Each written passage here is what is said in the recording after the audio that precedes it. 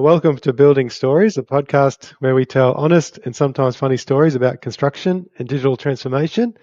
Super excited to have Wesley Benn with us today. He's a living legend, architect, community maker, sailor, racer, pilot, passionate believer, and campaigner for our community. That's digital design, construction, and also for our industry and our planet. So thank you for making the time, mate, to come along today.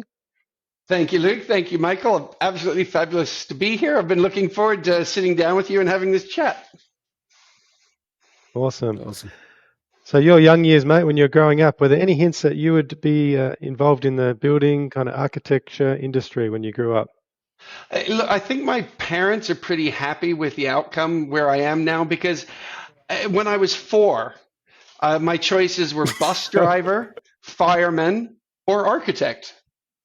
And All right, you're even from 4. Wow. yeah, and going through a few iterations of where I end up before I got to the architect stage, working for a little bit of time in the legal profession, spending time racing cars, doing various things. I think that they were pleased with that outcome. But yes, I definitely had the young boy play with Lego, the Lincoln Logs back then, and another one called Micronauts and stuff as right from the beginning. Awesome.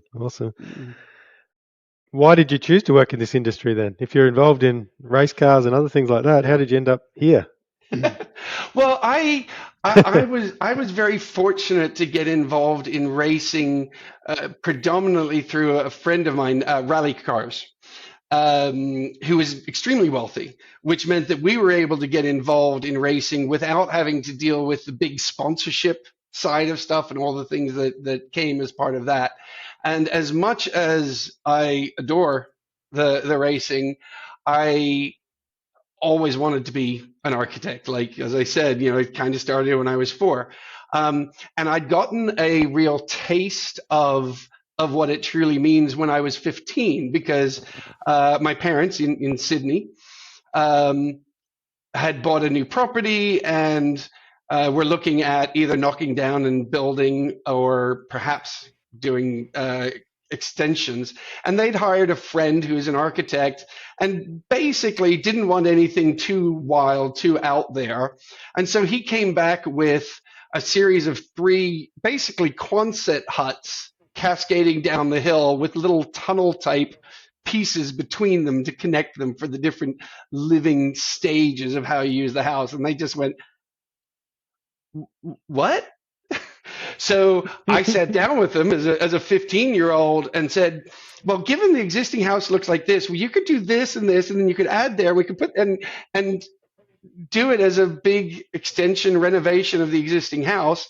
And then I took what I had back then, which was the Micronauts, which is sort of halfway between Lincoln Logs and Lego in style, little plastic connectors and things, and built them a little model of what the house would look like.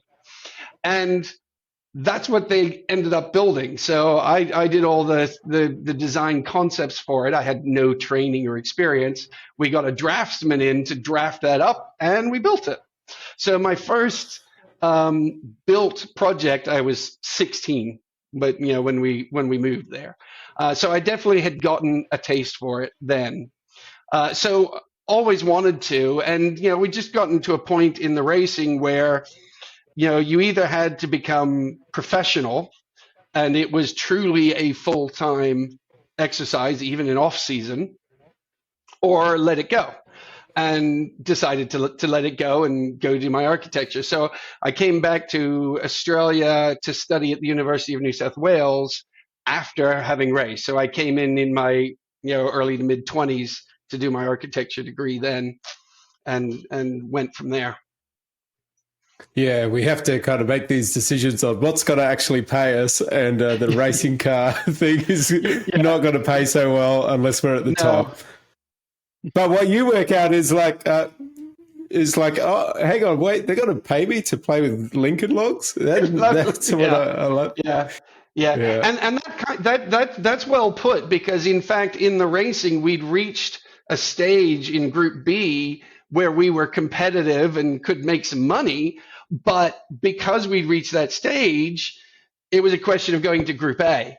And then we would be uncompetitive for a number of years again. It's that much more expensive to run. You're talking going from 8 to 10 million a year to run it to 15 to 20 million a year to run it. Yeah, that means sponsors as well. And it all becomes very much a different conversation again.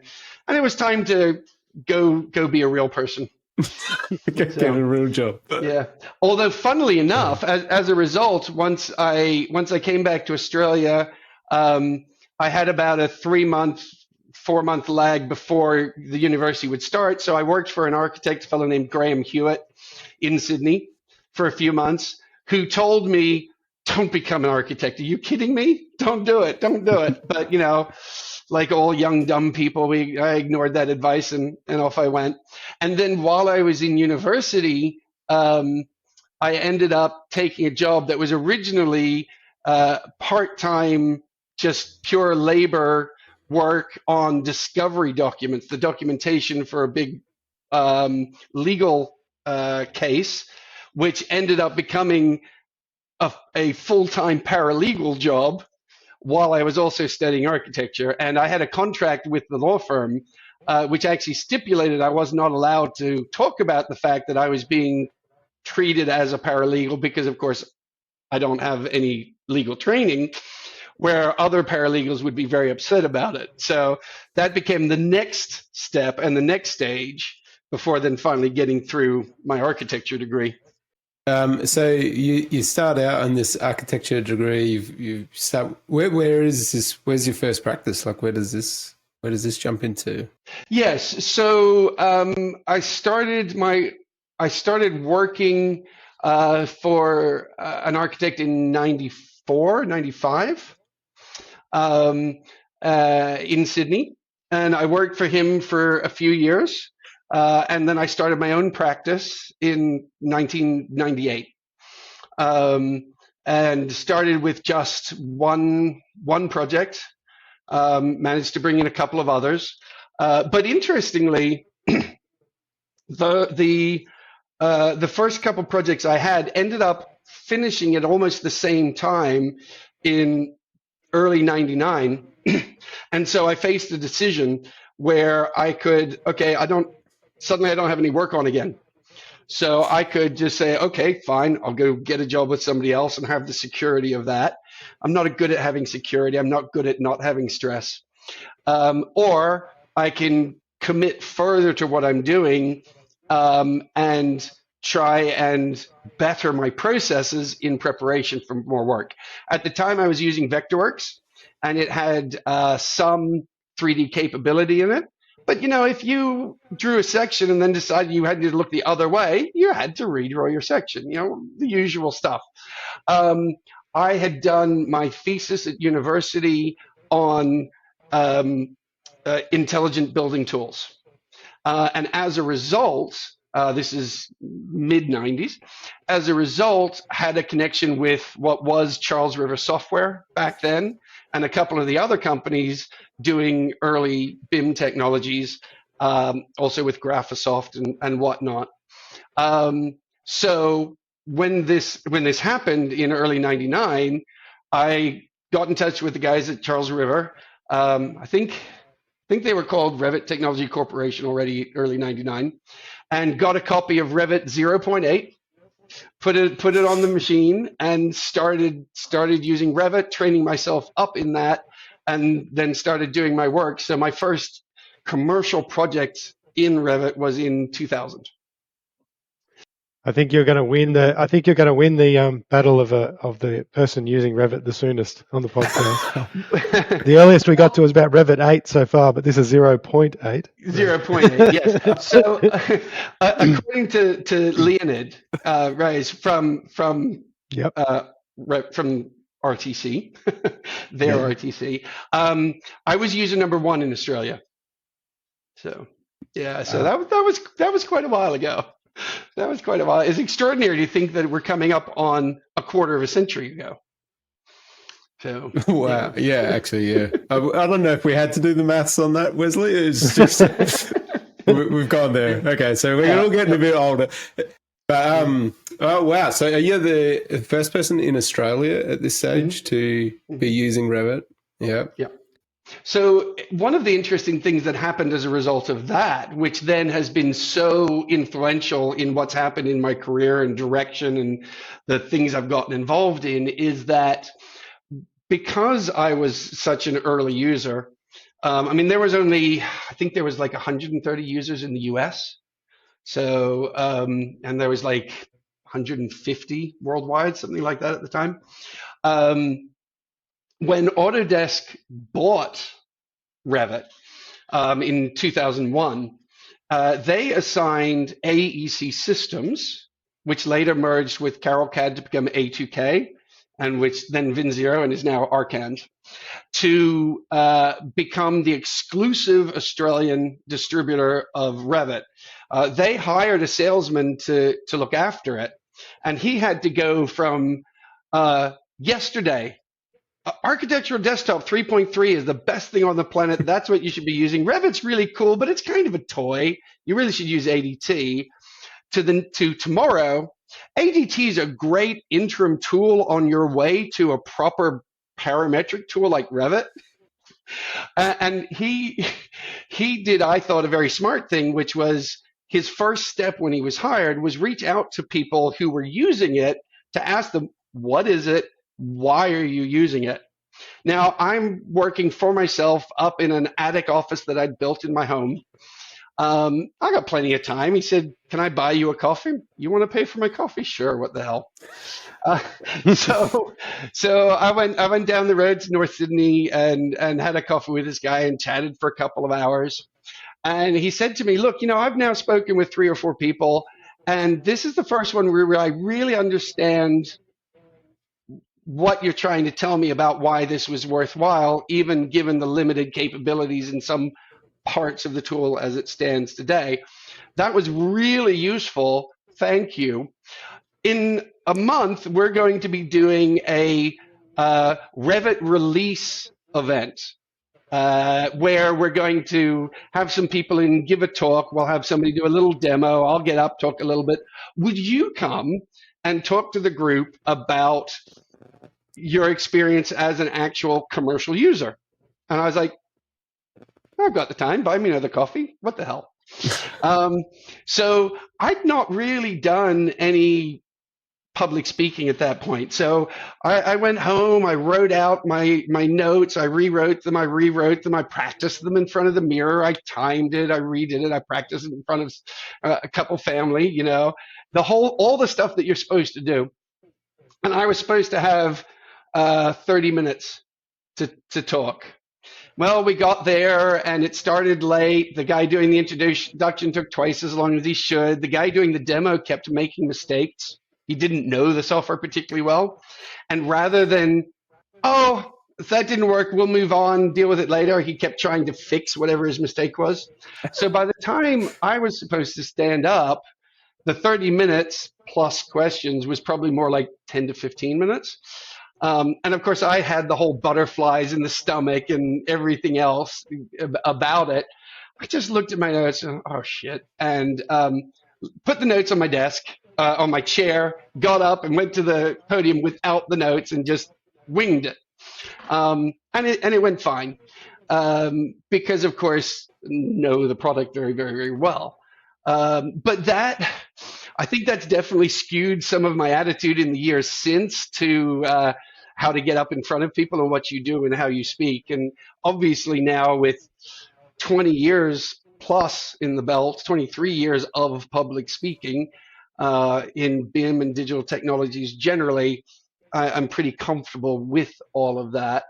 And that event then led to starting up the Revit user group in Sydney in May of, was that 2003?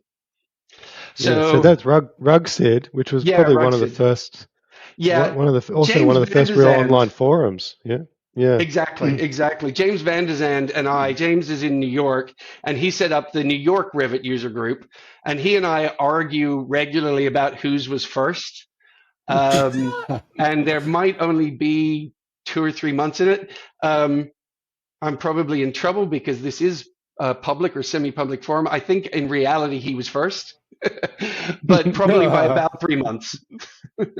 Yeah. So, and then a couple of years of running the Revit user group, RugSid, the group was very, very tight knit. Not a huge group, but very tight knit because, of course, back then YouTube didn't exist. Wikipedia didn't exist. Nobody had yet written any books about the software. If you needed help with the software and you contacted the help desk, they would say to you, "Oh, no, you can't do that." And then you'd go away, work on it for a couple of days, find the answer to how you can do it, and then call back the help desk and teach them.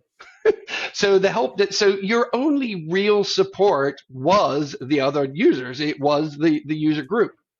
So after a couple of years of running that user group, the group said, "Look, it's really great that we get together once a month for a wine and a wine, but it would be fun to do something more than that." And being very Australian group, it was, we should go camping for a weekend and geek out and get shit-faced.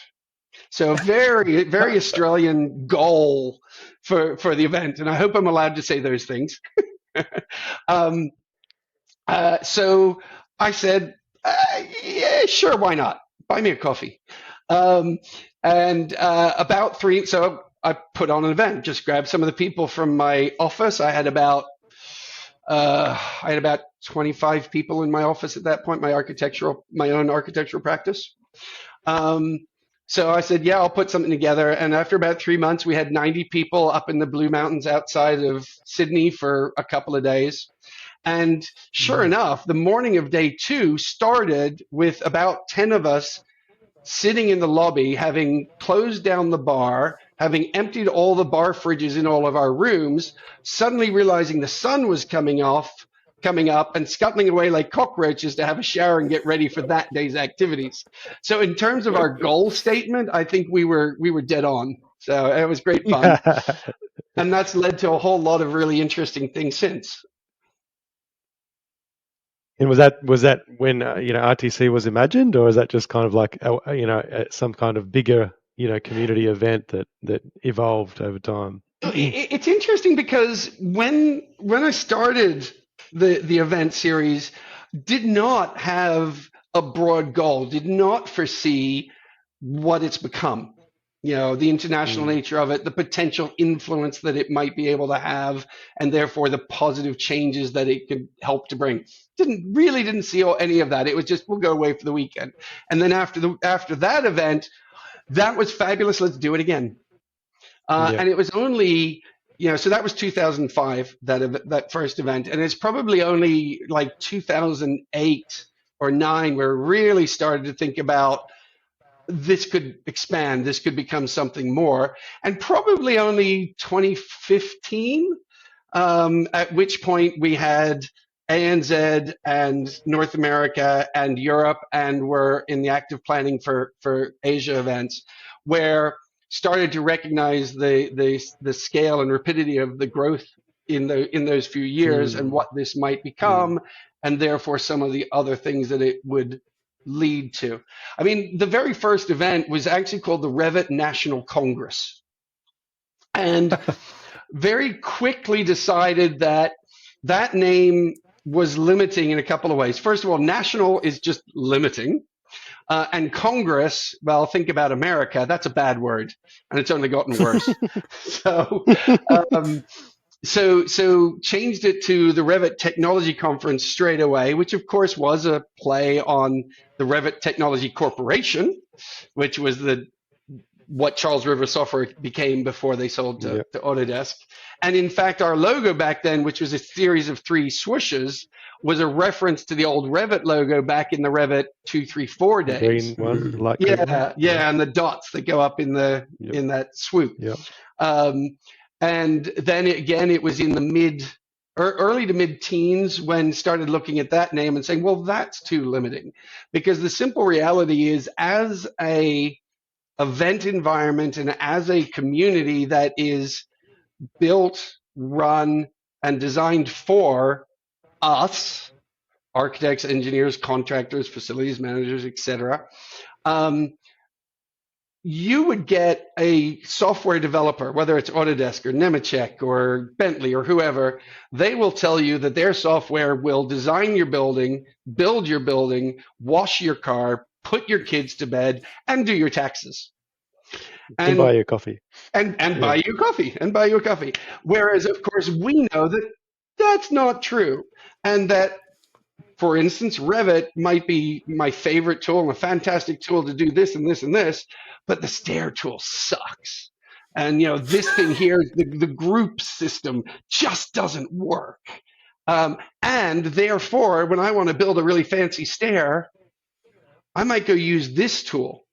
And so I need to know about that tool, and I need to know how to bring that tool into my work set and most effectively coordinate the pieces to get to the end result. So you might have a central tool in your work set, Revit, but it's still a part of the work set, the combination of all the tools. And so we have always been hyper aware of that and been working very hard to ensure that what we put in front of people at these events and what we try and evangelize for our industry overall is reflective of that. And over time, the further we've gone, the broader that's become, to try and ensure that all stakeholders in the full life cycle of the built environment are in those conversations. Because unless we understand as a designer how the contractor thinks and how they build, the construction logistics side of things, you're never going to be able to build most effectively to take those things into account. And what does that do to construction costs? What does that do to operating costs? As an architect, we get high visibility because the end result is a visible manifestation of our idea. But our piece of the process is only a couple percent of the process time and a couple of percent of the process cost. So, if we can be better as designers, more efficient, more effective, less wasteful, the flow on impact just is orders of magnitude. So it's always been very important to us that we have everybody involved in that conversation, and all the possible ways of doing things are a part of that conversation. Yeah. I mean, Revit itself started as an architectural tool, yes, and kind of branched out, but your event started in a similar space and now has gone to become a cross-industry, global, juggernaut, really. That is just awesome. Yeah, and even the name now, because it started as Revit National Congress for 1 year, then it became the Revit Technology Conference, or RTC, because we tried to do the KFC thing to it to de-emphasize the word Revit, and of course it's now referred to as BILT. BILT stands for Buildings, Infrastructure, Life Cycle, and Technology. Right, the pieces that make up the process across the whole of built environment, and reflective of what we're trying to do in that community environment. You said before you're not good at not having stress, and so that means that a lot of challenges must have come along your journey. What can you name some of those big challenges you faced? Certainly. In my architectural practice, I built up and I peaked at about 32 people in my practice, doing a lot of commercial work. For instance, we did all the design documentation for Woolworths across Australia. We did all the work for Dome Coffees, some companies like that as bread and butter stuff, and then doing houses and a few larger projects. So, I mean, the first big one was 2008, the global financial crisis. And I went from an entirely self-funded growth process with never having had any debt of any kind to suddenly having several $100,000 in debt and thinking, oh God, how do I service this? One of the great cliches about architects is they're terrible businessmen. And certainly the educational system at university level doesn't do a good job of teaching people that. And it's not intrinsically part of the personality of a design architect to deal with those things. So, there was some very sudden and very harsh lessons to be learned and applied to survive through that period, which we did. But about 3-4 years later, 2011, I ended up shutting down the practice because 2012, because I could see what was starting to happen with these events and this community, and starting to glimpse the far horizon and what the possibilities might be to have influence related to trying to improve our global climate and environment through new technology and new process, just improving our industries, being more efficient, more effective. I mean, we use the built environment uses 52% of the world's energy production. It generates 31% of airborne pollution and 33% of physical waste. And most of that is just because we are by far the least productive and efficient industry on the planet. In fact, we are less productive as an industry today than we were in 1965. We're only 4% more productive than we were in 1918. That's absurd. And there's reason to go in a longer environment about why all that occurred.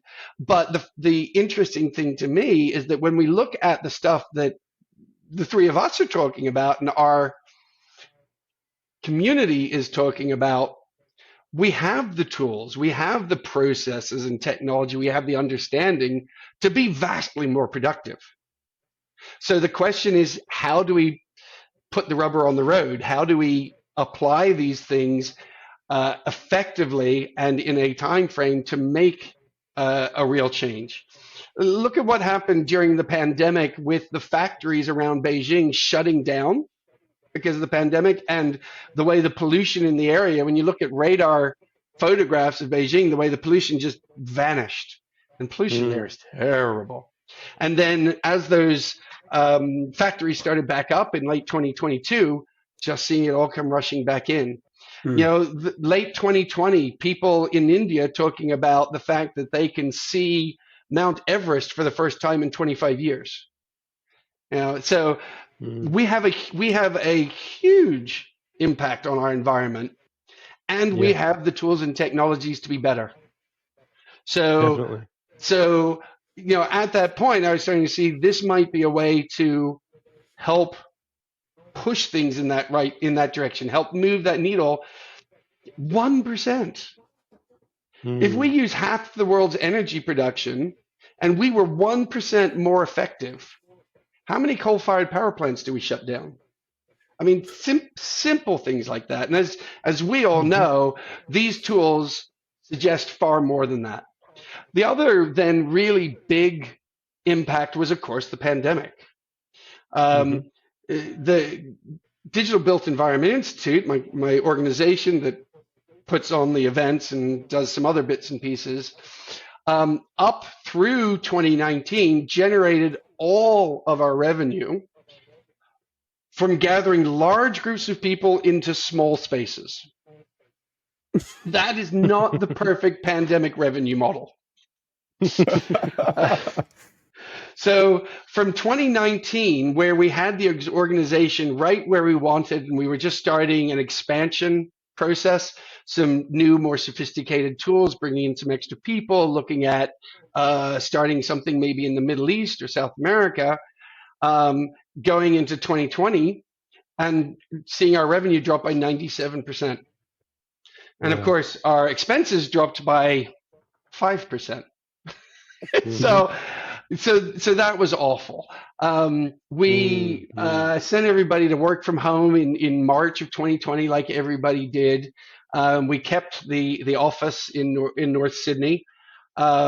until the end of 2020, and then we closed the office and said we'd be going from a largely work from home environment permanently. But when early 2021 rolled around and COVID got its visa extended and wanted to stay for a while longer, we realized that we couldn't continue to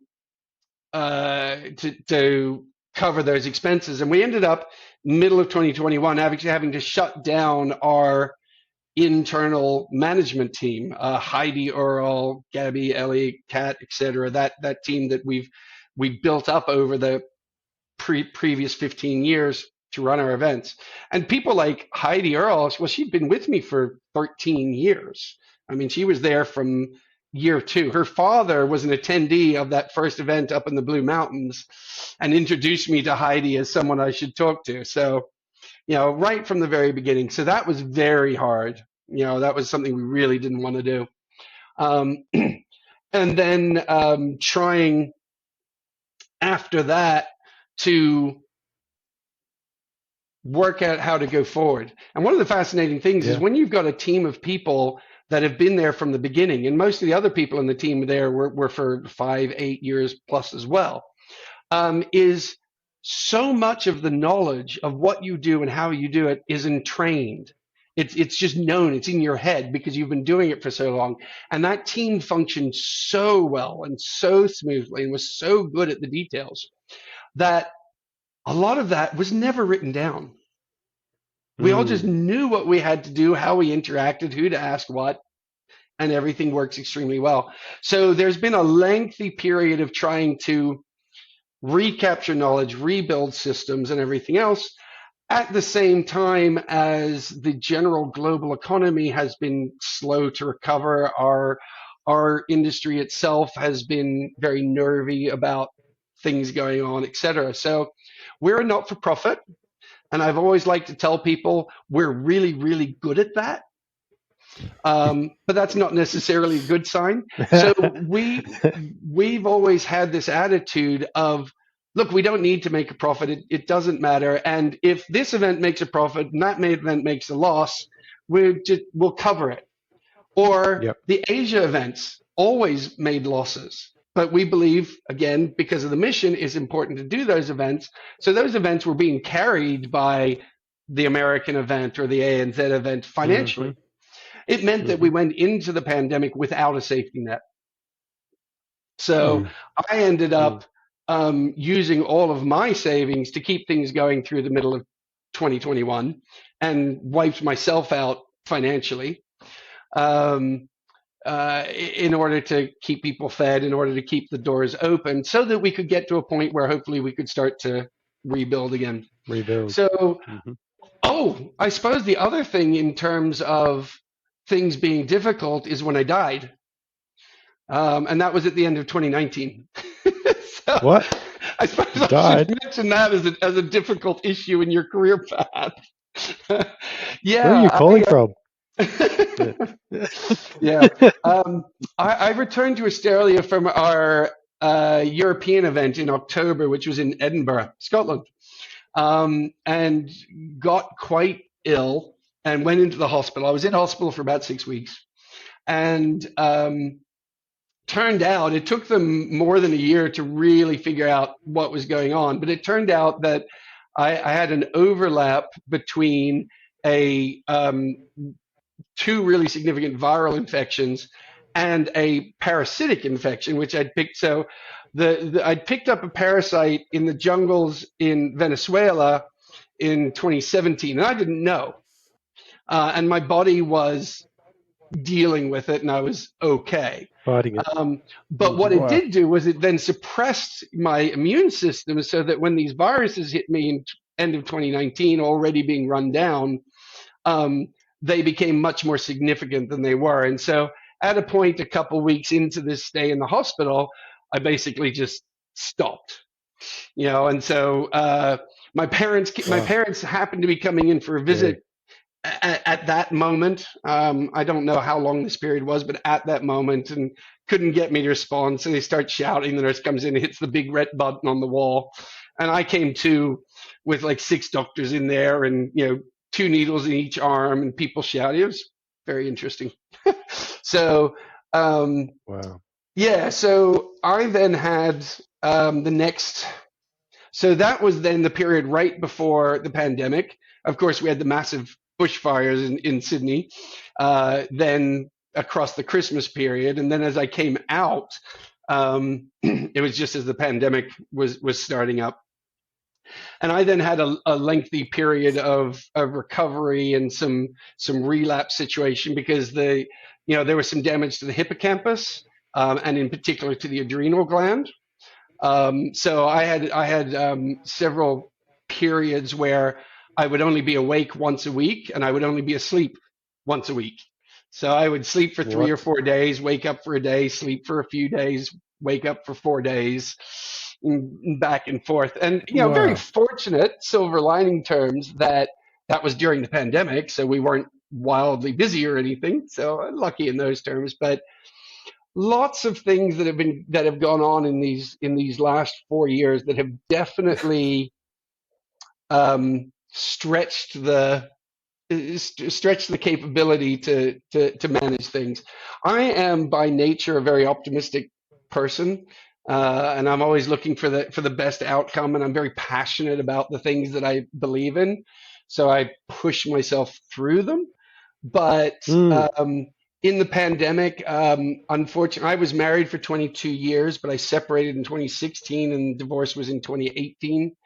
So then, living alone in the pandemic and not being able to visit my kids, even though they were 20 kilometers, 15 It'll be kilometers tough. away, lots Yeah. of that sort of stuff. But all of these things lead to who you are, and what you're capable of and the directions you go over time, so you just chalk them up as part of the experience process and absorb and Yeah, you move got on. through it.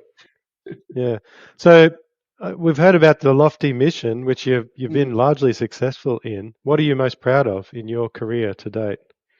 Funnily enough, as a individual specific item, I would say I taught at University of New South Wales for a couple of years during this process as well.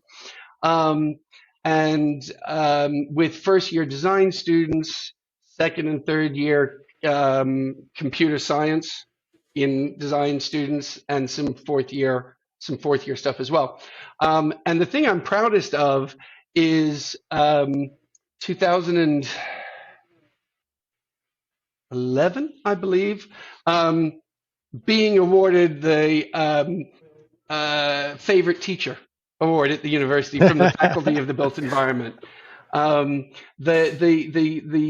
sense of satisfaction from being able to inspire and influence the next generation towards what they want to achieve and how they will do it is infinite. So I think that the individual thing I'm most proud of would Speaks definitely a be lot to your that. generosity, mate, that you wanted to do that, share with people, and that's what you've done with the event as well. You won the teacher's best teacher award, and that's pretty fulfilling, eh? Pretty fulfilling Yes. moment. Yes, very much so, very much so. And then there's moments in terms of sudden design inspirations that you do in projects and things of which you're proud. So you mentored these students, but what is one piece of advice you would give to someone right now who's interested in working in design or construction? Yeah, so that piece of advice was to take a job labouring, yeah, while you're Yes, yes. studying. Yeah, You will learn as much in a yeah, summer awesome. job laboring as you will in your first year or two in a design course. Now we sometimes, well, we all make mistakes, but is there any particular mistakes that you'd care to share that maybe have a hidden lesson in them for us? Saying yes to that coffee. um, I think Which there's one? The two. Revit guy won? The Revit guy? Yeah, yeah, okay. There's a couple of things. One is learning to say no more easily, more regularly, not trying to do everything for everybody, recognizing where your best value is, and focusing on that. The other thing, when you think about it in business terms, and even just as an employee, is recognizing your value. So it's often that we will say, "Oh, I can't charge $200 an hour to do this consulting. No one would pay for my time. I'll charge $50 an hour, and it'd be great if I can earn this." But the funny thing is, and sometimes that works backwards. It says, one, you're not confident about your capabilities and your value to that client. And it's telling them that. And so it's underselling. And two, by saying that, sometimes the people you really want as clients don't hire you because they think you're too cheap and wonder why you're so cheap.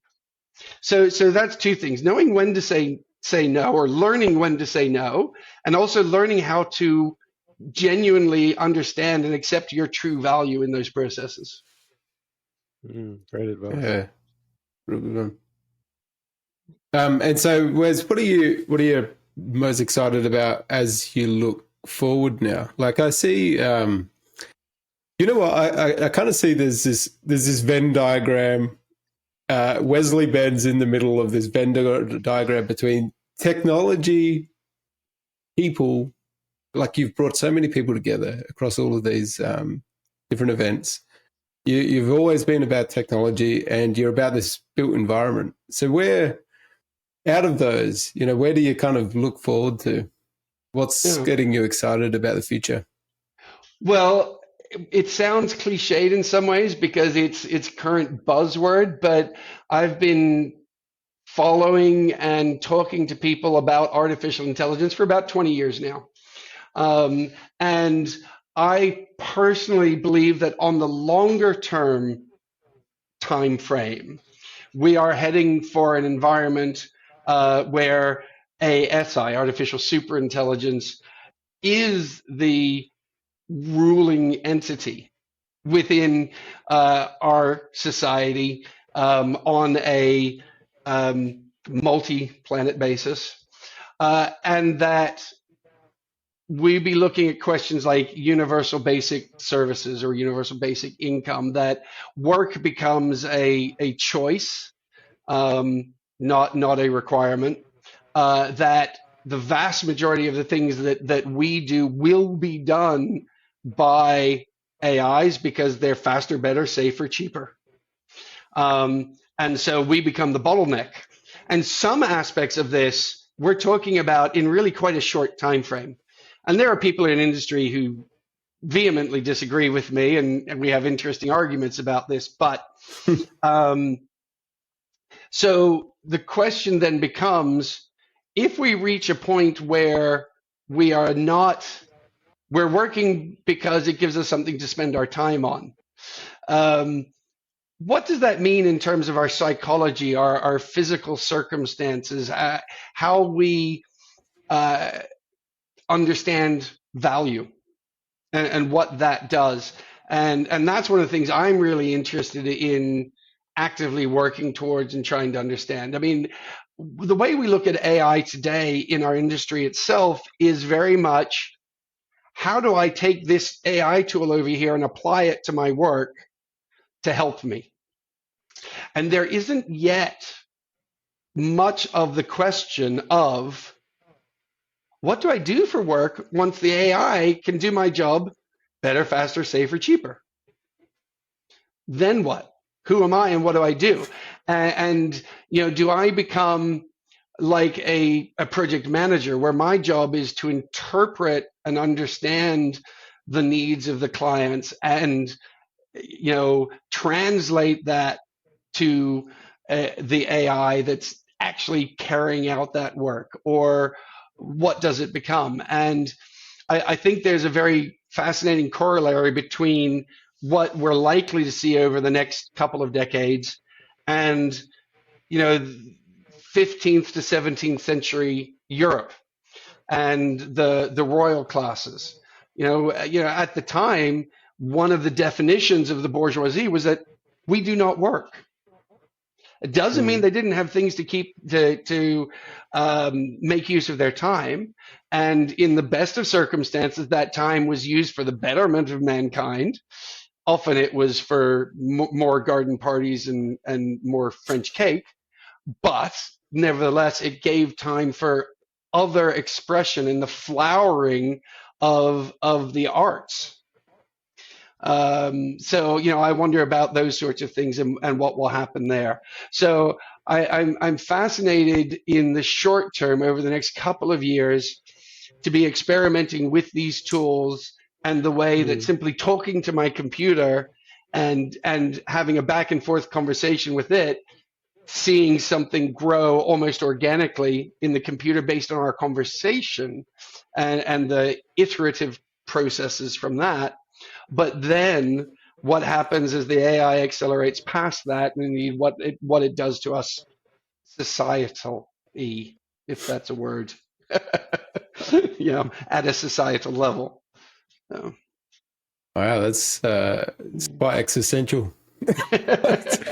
Yeah. I have a tendency to like the big problems, the big questions. Yeah, I think there's this ear to the ground, like back in 2001 or 99. You've got your ear to the ground to this tool that's going to come along, and you're in the right moment in the right time. I think, is that what you're going to tell a construction company now or an architectural firm over the next 2-3 years? It's imperative that you listen carefully to what's going on around you. Because clearly, those moments when you're unpacking Revit 0.8, you've got no idea what the rest of this is going to look like. But it's a critical moment. You're there. It's the coffee that you had, the first presentation. All of these moments have stacked together. Where we are right now in time is pivotal for a lot of people. Absolutely. And you look across history at the various inflection points with the first industrial revolution, the second, even the Bronze Age into Iron Age, and all these sorts of changes, and the changes from the industrial age to the digital age, and now we're talking about the digital age to the intelligent age, however you want to define that. I think that this change that we're just stepping into now is far more significant than any previous revolution that we've been through in the past. And every revolution, whether it's the invention of the steam engine and the beginning of the industrial revolution, the inventing of the printing press, and changes to education and everything that came out of that, there is a period of chaos. That there is job loss, there is uncertainty, there is pain, there is violence. And I believe we are going to see that as well. So you come out of these things, and in every case so far, it has led to significant improvements in quality of life, in medical outcomes, in understanding of arts and sciences, in every single one that we've seen so far. I believe that will be the case again. So the question will become, how do we account for that likely period of chaos, and what do we do to try and limit it? We're not going to avoid it. How do we limit it? So that becomes a fascinating point for me in that process. Maybe it's the last few years that have just prepped us for the wild ride that's about to come to us. Yes. It could be a dry run. Yeah, I hadn't thought of that. That's a good point. We've just had a dry run. Yeah. Yes. Yeah. Well, just when you thought things were settling back down, it's okay. Wes, here we go. Round 4, 5. What are we up to now? Yeah. Oh. Yeah. We talked to a lot of people, and the word data means different things to them. What does it mean to you? Ooh, that's a good question. Data to me it's the background to decision making. It's the ability to make a decision on a logical or rational basis rather than an emotional one. Emotions themselves are in fact data points, but it's better to try and convert them into data to then feed them into the process. So, yeah, people use terms like big data and all this sort of stuff regularly. And I guess I would just say it's the underlying basis on which you make decisions. I really hadn't thought about the definition of the word itself in that way. I'm gonna have to think about that some more. Well, because people are, obviously text, or is it a file, or is it a database, or Uh, like, but it's so something more amorphous than that, isn't it? yeah, yes. So for me, yes, it's definitely more amorphous than that. I mean, as a designer, people talk about the forest and the trees.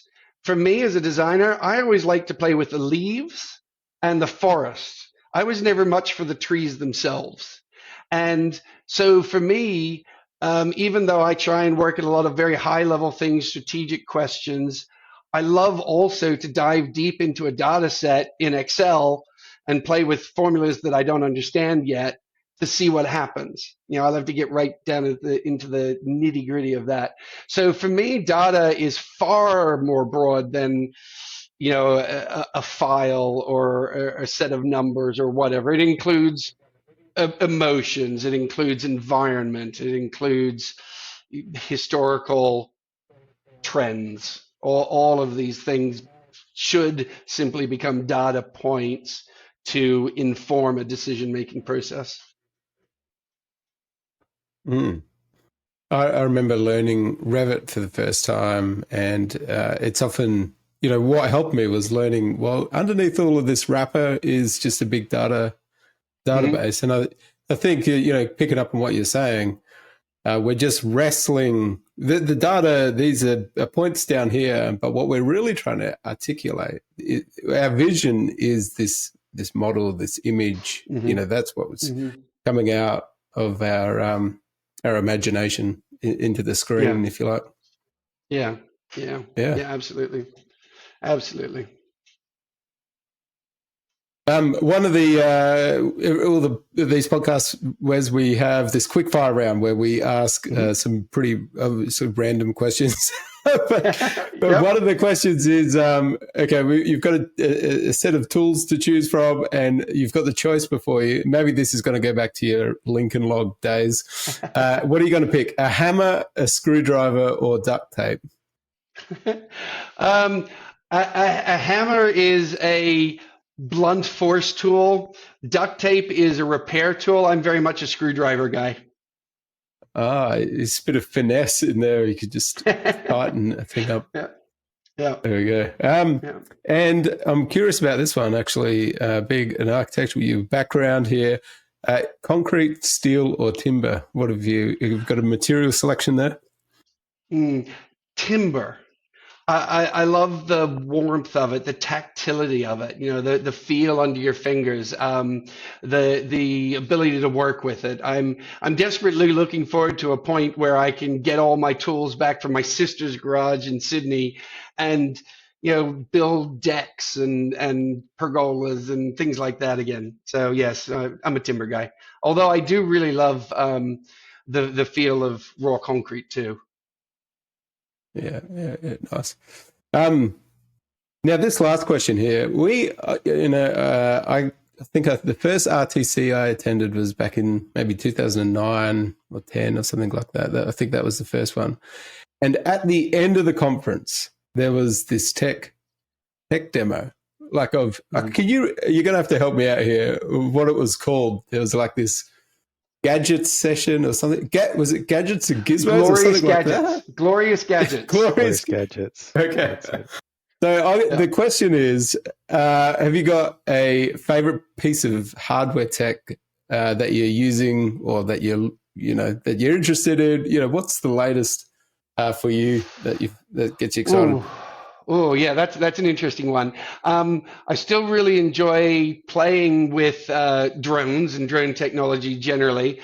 I would love to get a hold of some form of humanoid robotics and play with that, learn from that in terms of what you can do. So I'd really enjoy that.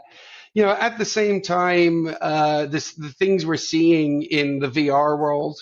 And now with the Apple Vision Pro coming out and the Quest 3 and the things that we're looking at in the next generation of those tools, what is likely to happen in terms of, excuse me, well, in NVIDIA would talk about the omniverse. The environments that we saw in movies like Ready Player One. We're quite close to that. So what happens with all of those sorts of environments and how those changes? There's a fabulous science fiction writer by the name of William Gibson. He was writing from, I don't know, late 60s, maybe early 70s through 90s, and is considered to be one of the people responsible for quite a bit of the terminology that we use in VR and the initial concepts of what a VR world might look like and how we interact with it. So, if you ever want to read up on some of the ideas that we're headed towards now, William Gibson is a fabulous author to have a look at. Cool. Let's check that out. One of the coolest gifts we got I remember when you were a speaker at BILT, you used to get a little gift. Mm-hmm. One year we all got drones. I remember that. That was pretty cool. and we did that at the event that was Washington, D.C. So we were right across the river from the Congress, the White House, all the government buildings. And so I called the FBI before I bought all those drones to ask them if I was to give 100 drones out to a bunch of speakers, and then one evening 100 drones suddenly lifted off from the river across from the White House, how would you react? And they politely suggested we not do that.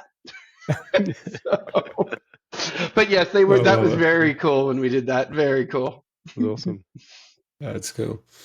Well, Wes, we might wrap it up there, but thank you so much for coming on the show and sharing your story. It's just been fascinating, and a bit of nostalgia there as we think back. Both Luke and I, probably early days at the RTC. Mm-hmm. I travelled over from Adelaide, and thank you heaps for everything that you've shared on the show today. It's been really good. Absolutely. Pleasure to be here. Look, my apologies again for a little bit of bandwidth issues there, but I hope it hasn't disrupted things too much. But yeah, it's good fun and great to talk to you guys. Yeah, cool. It's probably it probably can't be summed up in just one thank you, but we certainly appreciate all you've done for the industry, all the effort that you've put in, all the sharing. You really set a pattern for so many people to share, their knowledge. So thank you so much for that as well. Well, thank you guys. Yeah, it's been quite a journey, but as I said earlier, I'm a passionate believer in the journey and the importance of where we're headed, and still am. Yeah, awesome. Thanks, mate.